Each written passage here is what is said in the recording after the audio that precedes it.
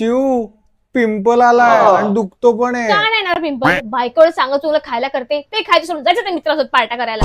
तिकडे मिळेल ते खायचं आणि प्यायचं. वरून काय कधी झोपायचं कधी उठायचं, इकडे तिकडे घरात हात लावायचे आणि तेच हात तोंडाला. आणि अंघोळचं तर आम्हाला विचारूच नका.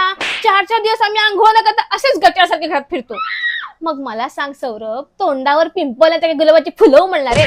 अरे सॉरी बाबा, चुकलं माझं, माफ कर मला. आता काय फायदा बोलून, जा आता. A few moments later. Saurabh, मला पण पिंपल येतं वाटतं. अरे तुझी हीट वाढली असेल, तू थोडं जास्त पाणी पी आणि फ्रुट्स खा. तुला म्हणायचं काय नक्की? मी काय अनहेल्दी खाते? नाही नाही, असं काही नाही. नाही, तुला हेच म्हणायचंय? म्हणजे माझं माझ्याकडे लक्ष नाहीच आहे. आणि कसं असेल म्हणा, रोज सकाळी उठा, नाश्ता बनवा, स्वयंपाक करा, ऑफिसची कामं करा, परत रात्री स्वयंपाक करा. मला तसं वाटतं मी माणूस नाहीच आहे, रोबोटच आहे. मी असं काही म्हटलंच नाही चिऊ. एक तर दिवसभर सगळ्यांची काळजी घ्या आणि नंतर ऐका काय, फ्रुट्स खा म्हणे, पाणी पी. मला ना तर कंटाळा आला, मी चालली माझ्या माहेरी. पिंपल साठी माहेरी. अरे थांब, अरे कुठे जाते?